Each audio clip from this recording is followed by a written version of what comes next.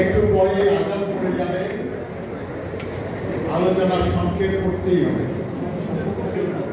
কাজ করতে পারবো। বন্ধুরা আমার, এখান থেকে কতগুলি দাবি খুব তীব্রভাবে ব্যক্ত হয়েছে। প্রথম, এই যে গত 16 বছর ধরে গণতন্ত্র ফিরে পাওয়ার জন্য, সুশাসন ফিরে পাওয়ার জন্য, দেশকে স্বৈর শাসন মুক্ত করার জন্য যারা জীবন দিয়েছেন, যারা গুম হয়েছে, যারা সীমাহীন নিপীড়নের শিকার হয়েছেন, মিথ্যা ডায়েরি মামলায় যারা হয়রানি হয়েছে, বিশেষ করে গত জুলাই আগস্ট মাসে ছাত্র শ্রমিক জনতা যে বিপ্লব সংঘটিত হল, এই বিপ্লবে যারা জীবন দিয়েছেন, অসংখ্য নারী, পুরুষ, শিশু, তাদের রক্তের সাথে বেইমানি করা যাবে না।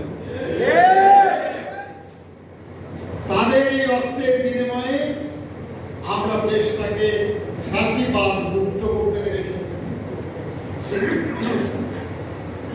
আমরা এই দেশে শাসকদের পতন দেখেছি, শাসকদের নিহত হতে দেখেছি, শাসকদের জেলেও যেতে দেখেছি। কিন্তু পলায়নের মতো লজ্জা এর আগে দেখি না।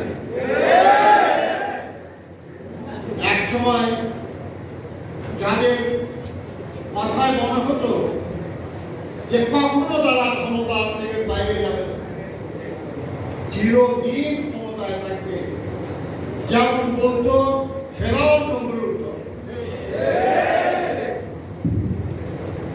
উমুকের উমুক পলায়ন করে না। কিন্তু আমরা দেখলাম ছবিতে যা দেখা গেল, মনে হলো যেন দৌড়ে যেতেছেন। আল্লাহ কি না করতে পারে? আল্লাহ সব করতে পারে।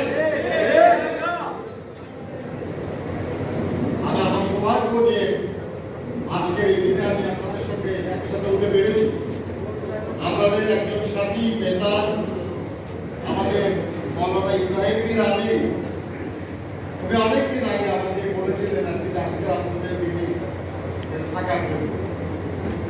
আশা কথা ছিল আমাদের দলের মহাসচিব পরিবারের কারণে উনি যখন বললেন আমাকে, আমি দেখলাম যে আমার ডায়েরিতে ঠিক লেখা আছে যে আজকের খেলাফত আন্দোলনের মিটিং করছে। আমি রাজি বললাম যে ঠিক আছে, আমি আসবো। আলহামদুলিল্লাহ যে আমার সৌভাগ্য যে আজকে অনেক আলেম ওলামার সঙ্গে আমি একসাথে বসেছি। আপনারা শ্রদ্ধেয় মানুষ, আপনারা আলেম হিসাবে বিভিন্ন মসজিদের ইমাম, বিভিন্ন মসজিদে মুয়াজ্জিন, বিভিন্ন মাদ্রাসার শিক্ষক, বিভিন্ন পর্যায়ে আপনারা আছেন। মানুষ আপনাদের শ্রদ্ধা করে, মান্য করে, আপনাদের কথার উপর মানুষ আস্থা রাখে। আমি আপনাদের কাছে শুধু অনুরোধ করতে চাই, এই দেশের মানুষ বহুবার রক্ত দিয়েছে, কিন্তু যে কারণে রক্ত দিয়েছে সেটা কখনোই পুরোপুরি সফল হয়। বাংলা ভাষা আন্দোলনে রক্ত দিয়েছে, কিন্তু বাংলা ভাষা রাষ্ট্রভাষা হয়েছে, কিন্তু সেই ভাষা সমৃদ্ধি আমরা করতে পারি। আজকে আমাদের সন্তানদের একটা বড় অংশ বাংলার চেয়ে ইংরেজি ভালোবাসে, হিসাবে হিন্দি দেখে, কার্টুন, হিন্দি কার্টুন দেখে। আমরা স্বাধীনতার জন্য লক্ষ লক্ষ মানুষ জীবন দিয়েছে। সেই স্বাধীনতার সুবর্ণ ফসল মাত্র 3.5 বছরের মধ্যে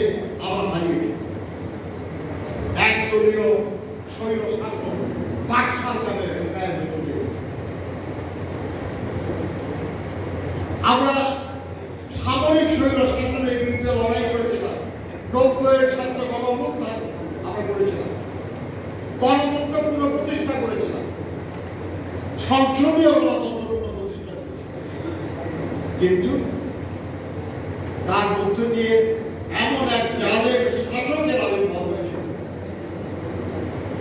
যারা গণতন্ত্রকে জবাই করেছে আরেকবার। গণতন্ত্রের বাহন হল নির্বাচন, সেই নির্বাচনকে অর্থহীন করে ফেলেছে। এক নির্বাচনে প্রার্থী পাওয়া যায় না, 300-র মধ্যে 153 জন বিনা ভোটে। আর এক নির্বাচন আগের রাত্রে শেষ। আর এক নির্বাচনে দামি প্রার্থী দিয়ে ভোটার আনাচ্ছে। এটা কোনো নির্বাচন? আর যদি সঠিক নির্বাচন না হয় তাহলে গণতন্ত্র হয়। যারা এই অপরাধগুলি করেছে তারা এবং তাদের যারা পক্ষ সমর্থন করেছে তারা সবাই গণতন্ত্রের শত্রু। আর গণতন্ত্র হলো স্বাধীনতার সুবর্ণ বছর, ফলে পরোক্ষভাবে তারা স্বাধীনতা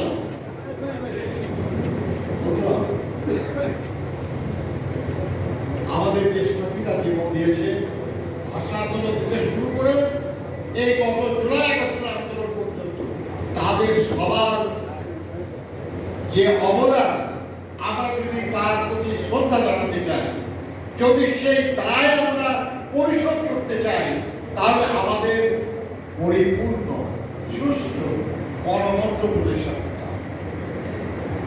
আমি খুশি যে আমাদের ইসলামিক আন্দোলনে খেলাফত আন্দোলনের পক্ষ থেকে যে 6টা দাবি উত্থাপন করা হয়েছে তার খুব গুরুত্বপূর্ণ আর কি। আমি ধন্যবাদ জানাই যে তারা এটা বলেছেন। তারা বলেছেন যে দেশের ফ্যাসিস্ট বিরোধী যত রাজনৈতিক সংগঠন আছে তাদের মধ্যে একটা ঐক্য গড়ে তুলতে হবে। কারণ আমরা যদি ঐক্যবদ্ধ না থাকি আমাদের প্রতিপক্ষকে দুর্বল ভাবার কারণ নাই। বহু বছর তারা এই দেশের মানুষকে লুণ্ঠন করে প্রচুর টাকার মালিক হয়েছে। দেশে বিদেশে তাদের অনেক টাকা, দেশে বিদেশে তাদের অনেক সুবিধা ভোগ। তারা নানা নামে নানা কৌশলে এদেশে বিশৃঙ্খলা সৃষ্টির চেষ্টা করছে। তারা আমাদের আন্দোলনের সাফল্যটাকে ব্যর্থ করে দেওয়ার চেষ্টা করছে।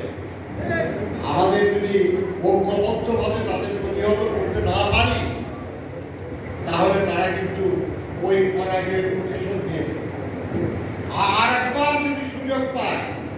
আপনারা ভাইরাল ভিডিও বলে আপনারা শুনেছেন যে সেই ক্ষমতিত সরকারের যিনি প্রধান ছিলেন তিনি কি বলেছেন যে আরেকবার যদি সুযোগ পায় কাউকে ছাড়বেন না। এই কাউকে মানে কারা? আপনারা, আমরা যারা রাজপথে ছিলাম, আন্দোলন করেছি।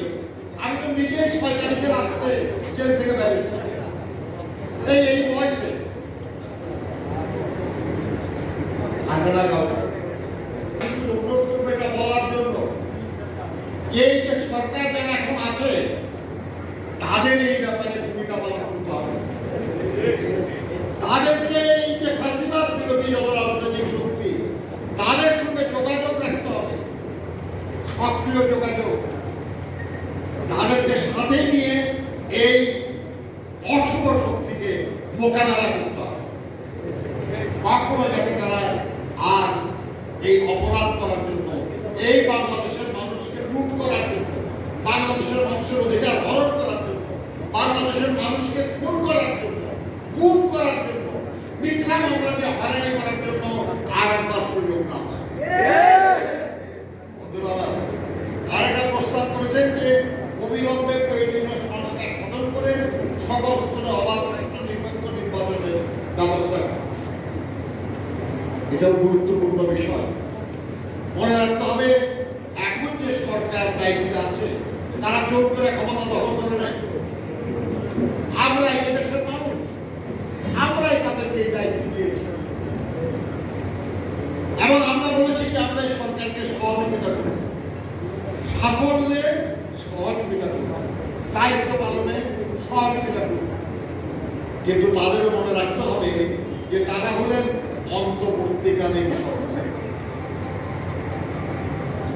একটা সরকার থেকে আরেকটা সরকারের মাঝখানে যে অংশ, তারা সেই সময়ের দায়িত্ব পাবে এবং তাদের মূল দায়িত্ব হল আগের সরকার নির্বাচনের নামে প্রহসন করেছে, জোর করে ক্ষমতা দখল করেছে।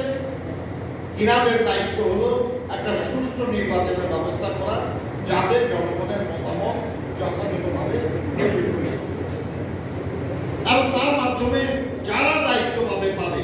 ওনারা কোনো দলের লোক না, কাজে কোন দল ক্ষমতায় আসলো বা না আসলো তাদের কিছু আসে যায়, এই কাজটা করতে হবে। তাদের মনে রাখতে হবে একটা জিনিস,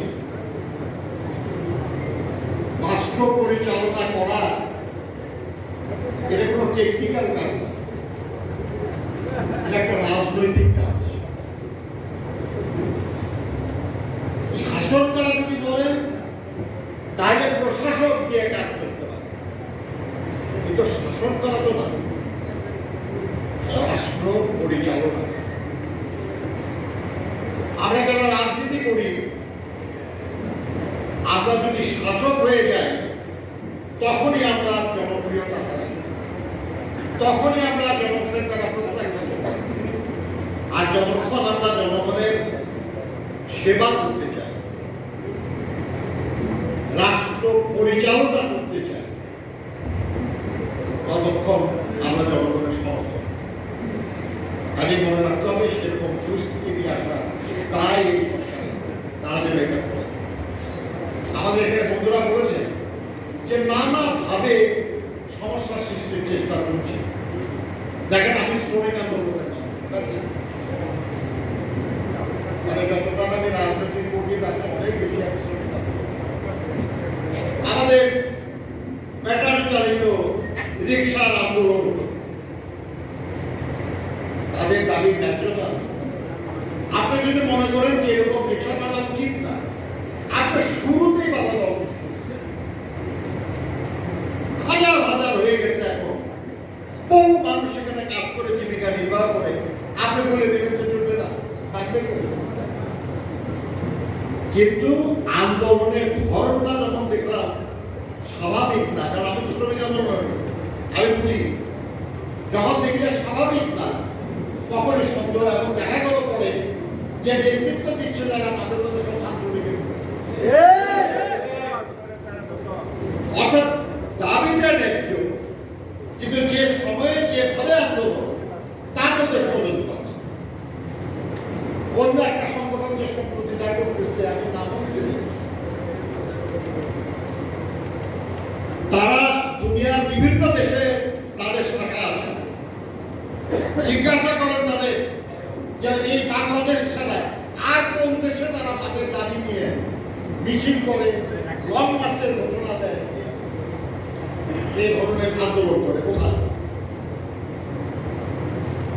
কেন এখানে করা হয় এবং কেন এত বছর ধরে যে নির্যাতন নিপীড়ন চলেছে তখন কোনো প্রতিবাদ না করে এই শেখ হাসিনার পতনের পরে নতুন সরকার আসার পরে এই আন্দোলনটা করা হয় কেন?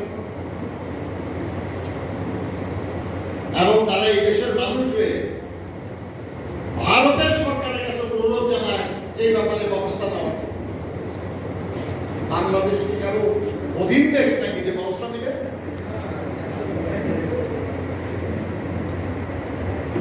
আর তারাও বিবৃতি দেয়।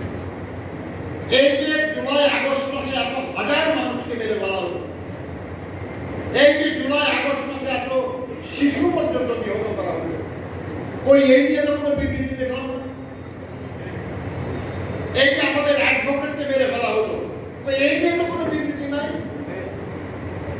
তাহলে একজনকে গ্রেফতার করলে বিবৃতি দিবেন, আর খুন করলে বিবৃতি দিবেন না।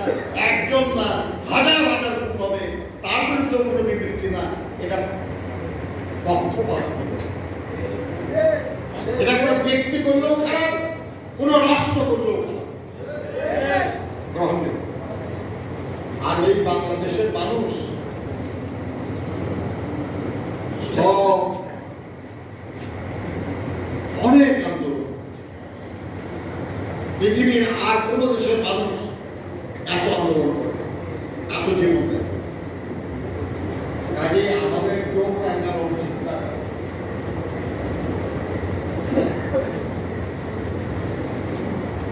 শুধু যদি আমরা ঐক্যবদ্ধ থাকতে পারি তাহলেই আমরা বিজয়ী হব। আমাদের এই ঐক্য ভাঙার চেষ্টা হবে নানান কৌশলে, নানান ষড়যন্ত্র করে, কিন্তু দেশের স্বার্থে, ভবিষ্যতের প্রজন্মের স্বার্থে, স্বাধীনতা সার্বভৌমত্বের স্বার্থে আমাদের ঐক্যবদ্ধ। আমি আজকের এই দিনে এই বাংলাদেশ খেলাফত আন্দোলনের প্রতিষ্ঠাতা সবারই মুরব্বী ছিলেন, সবারই শ্রদ্ধেয় মানুষ ছিলেন মৌলানা হাফেজ হুজুর, তার কথা স্মরণ করে আমি সবাইকে অনুরোধ করি, আল্লাহর রাস্তায় সবাই ঐক্যবদ্ধ থাকুন, সচেতন থাকুন, সতর্ক থাকুন, যাতে করে আমাদের ঐক্যে কেউ ফাটল ধরাতে না পারে, আর যাতে করে আমাদের বিরুদ্ধে কেউ ষড়যন্ত্র করে সফল না। এটা তোমার আর সরকারের কাছে অনুরোধ করবো যে বাংলাদেশের সব রাজনৈতিক দলগুলোর সঙ্গে কথা বলেন, সব ছাত্র সংগঠনের সঙ্গে কথা বলেন, শ্রমিক সংগঠনের সঙ্গে কথা বলেন, সিভিল সোসাইটির সঙ্গে কথা বলেন, সাংবাদিকদের সঙ্গে কথা বলেন, সবাইকে পাশে নেওয়ার চেষ্টা করেন এবং সবাই মিলে এমন একটা ঐক্য করে তুলুন যাতে করে কেউ আমাদের বিরুদ্ধে কোনো চোখ রাঙানো